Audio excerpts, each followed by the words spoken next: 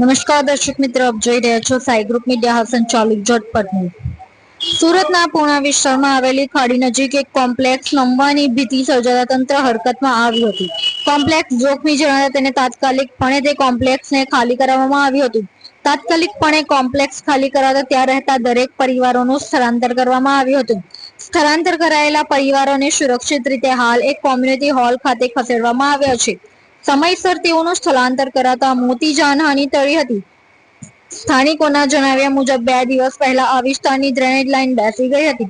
Drainage line બેસી જતા આશંકા થાય છે કે જમીનમાં પોલાણ સર્જાયું હશે, જે પોલાણના કારણે કોમ્પ્લેક્સ ધીરે ધીરે નમી પડ્યું હતું। તદુપરાંત ત્યાંના રહીશોએ આક્ષેપ છે કે આ સમગ્ર ઘટના પાછળ સમ્રાટ એપાર્ટમેન્ટના માલિક અને મ્યુનિસિપલ કોર્પોરેશનની બેદરકારી જવાબદાર છે, કારણ કે એપાર્ટમેન્ટના માલિકે ખાડીનું પુરાણ કરીને તે પુરાણ પર એપાર્ટમેન્ટનું બાંધકામ કર્યું હતું, જેની જાણ સુરત મ્યુનિસિપલ કોર્પોરેશનને હોવા છતાં કોઈ પગલું ભરવામાં આવ્યું નહોતું। હવે મનપા દ્વારા આ જોખમી કોમ્પ્લેક્સને જમીનદોસ્ત કરવાની કામગીરી હાથ ધરવામાં આવી છે। આ સમગ્ર ઘટનાને લઈ આસપાસના વિસ્તારમાં રહેતા લોકોમાં પણ ભયનો માહોલ જોવા મળી રહ્યો છે। સ્થાનિકોમાં માંગ ઉઠી છે કે અન્ય જોખમી ઇમારતો તેમજ મકાનોની પણ સુરત મ્યુનિસિપલ કોર્પોરેશન દ્વારા ચકાસણી કરવામાં આવે।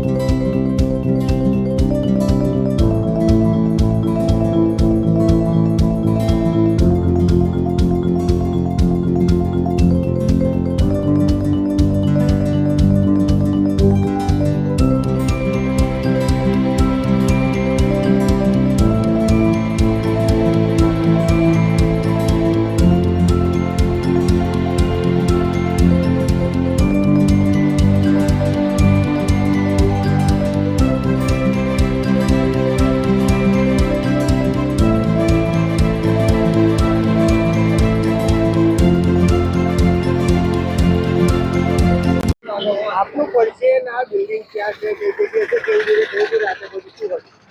જે આ બિલ્ડિંગ છે પૂર્ણા ગામ ખાતે આવેલ સમ્રાટ સોસાયટીની આગળ આવેલું સમ્રાટ શોપિંગ સેન્ટર છે। એકદમ ખાડીની અંદર દબાણ કરીને બનાવેલું આ બિલ્ડિંગ છે। પરંતુ જે ઘટના બની છે એ જે અહીંયા ડ્રેનેજ લાઈન નાખવામાં આવી છે એની માટી ધસી પડવાના કારણે આ એક દહેશત ઊભી થઈ છે। બિલ્ડિંગ તો સંપૂર્ણ સલામત છે, પરંતુ ખાડીની અંદર દબાણ કરીને બનાવેલું હોય ને ભવિષ્યની અંદર આ જે પ્રમાણે અત્યારે જે માટી ધસી પડી છે એ પ્રમાણે બિલ્ડિંગ પણ ધસી પડવાની દહેશતના પગલે લોકોની સુરક્ષા અને સલામતી માટે તાત્કાલિક ધોરણે એને ખાલી કરાવવામાં આવેલ હતું। પરંતુ જે ખાલી કરાવવામાં આવ્યું ત્યારબાદ એ લોકોની કોઈ વૈકલ્પિક વ્યવસ્થા ન કરી અને ગંભીર બેદરકારી દાખવવામાં આવેલ છે તંત્ર દ્વારા।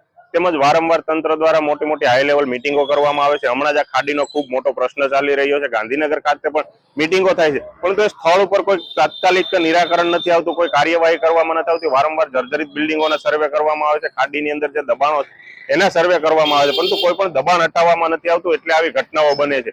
હજી પણ જો આમાંથી કોઈ તંત્ર બોધપાઠ નહીં લે તો હજી આગળ પણ આવી ઘટનાઓ બનશે। આ તો સદનસીબ કહેવાય કે આની અંદર કોઈ જાનહાનિ નથી થઈ, પરંતુ આમાં જો જાનહાનિ થઈ હોત તો આના માટે જવાબદાર કોણ? કેટલા જૂના બિલ્ડિંગ છે ને કેટલા જણા રહે છે?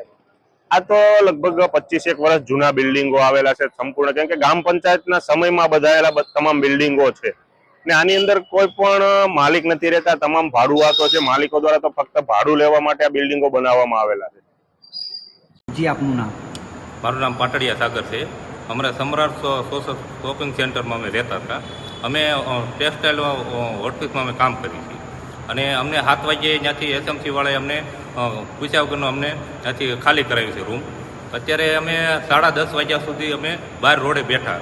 અત્યારે અમને હોલની અમને સુવિધા મળી ગઈ છે અને અત્યારે અમને કોઈ ખાવા પીવાની કોઈ સુવિધા કોઈ મળી નથી। અમારો સામાન બધો હજી એ રૂમમાં પીડ્યો છે, કોઈ સામાન બામાન કોઈ લેવાઈ દીધો નથી। એમને અમે નાના છોકરાને બધાને લઈને અમે અહીંયા અત્યારે વી આવ્યા છીએ।